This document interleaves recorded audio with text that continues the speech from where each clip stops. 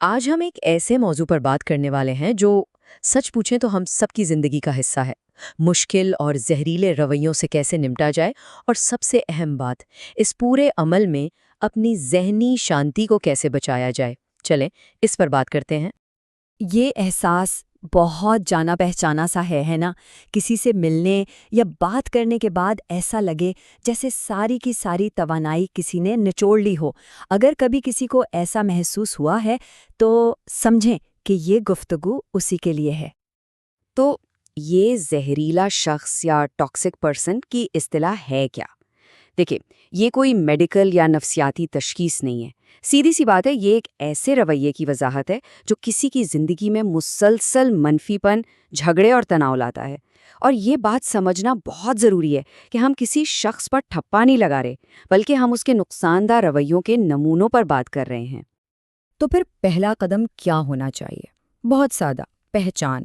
کیونکہ جب تک ہم ان رویوں کو پہچانیں گے نہیں، تب تک ان سے خود کو بچانے کے لیے کچھ کر بھی نہیں سکتے۔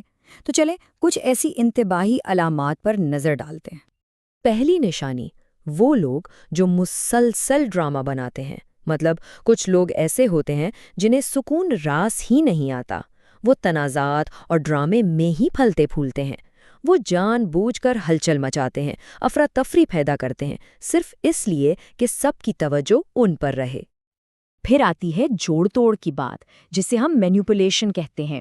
یہ کئی شکلوں میں سامنے آ سکتا ہے، کبھی جھوٹ کی صورت میں، کبھی سچ کو توڑ مروڑ کر پیش کرنے کی صورت میں، یا پھر احساس جرم دلا کر کسی کو کنٹرول کرنا۔ یہ اکثر اتنا باریک ہوتا ہے نا کہ سمجھنا بھی مشکل ہو جاتا ہے، لیکن اس کا اثر بہت گہرا اور نقصان دہ ہوتا ہے۔ ایک اور بہت بڑی نشانی، ذمہ داری سے بھاگنا۔ وہ کبھی اپنی غلطی نہیں مانیں گے، ہمیشہ ہر حال میں الزام کسی اور پر ڈال دیں گے۔ اور کبھی کبھی تو وہ گیس لائٹنگ کا سہارا لیتے ہیں۔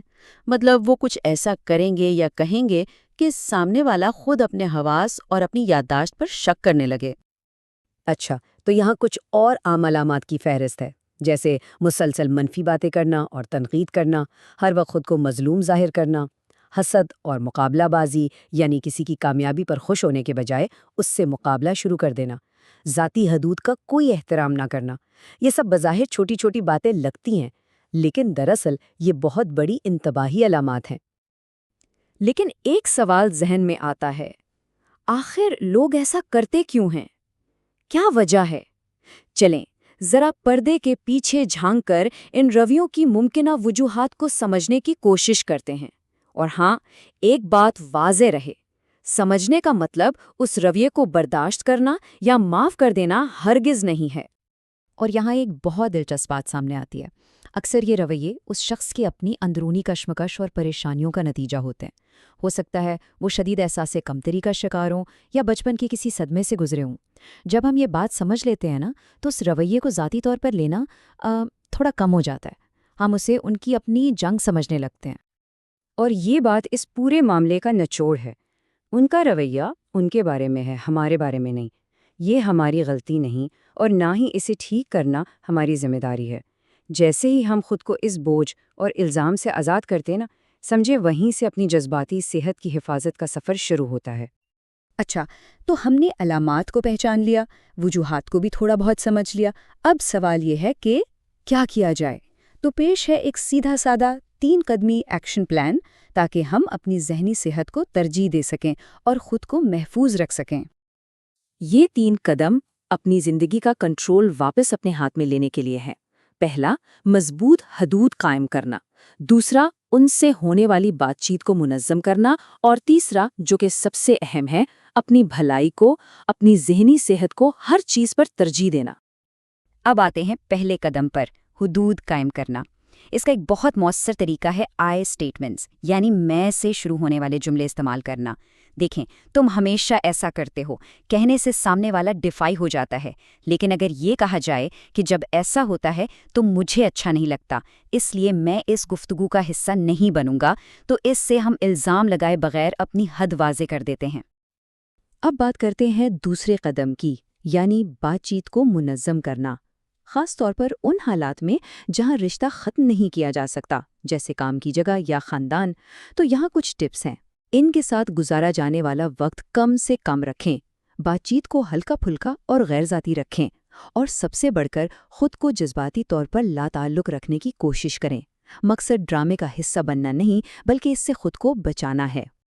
تو ان تمام کوششوں کا حتمی مقصد کیا ہے؟ بہت سیدھا سا جواب ہے، اپنا سکون واپس حاصل کرنا۔ تو چلیں اب ذرا دیکھتے ہیں کہ ایک صحت مند اور زہریلے رشتے میں آخر فرق کیا ہوتا ہے، تاکہ ہم اپنے لیے صحیح انتخاب کر سکیں۔ یہ ٹیبل دیکھیں تو فرق بالکل صاف نظر آتا ہے۔ ایک صحت مند رشتے میں آپ کو سہارا ملتا ہے، عزت ملتی ہے اور آپ خود کو محفوظ محسوس کرتے ہیں۔ دوسری طرف زہریلے رشتے میں انسان ہمیشہ تھکا ہوا، پریشان اور بے قدر محسوس کرتا ہے۔ احساس کا یہ فرق ہی سب سے بڑی نشانی ہے کہ ہمیں کس سمت میں جانا چاہیے۔ اور آخر میں یہ بات کہ ہم صرف اپنے رویے کو کنٹرول کر سکتے ہیں، یہ اس پوری گفتگو کا خلاصہ ہے۔ اصل طاقت اس بات کو کنٹرول کرنے میں ہے کہ ہم اپنی زندگی، اپنی توانائی اور اپنے وقت تک رسائی کس کو دیتے ہیں۔ تو اس گفتگو کو اس ایک سوال پر ختم کرتے ہیں جو صرف سوچنے کے لیے ہے۔ آج اپنے سکون کو واپس حاصل کرنے کے لیے وہ کون سی ایک حد ہے جو مقرر کی جا سکتی ہے؟ یہ ایک چھوٹا سا قدم ایک بڑا فرق لا سکتا ہے۔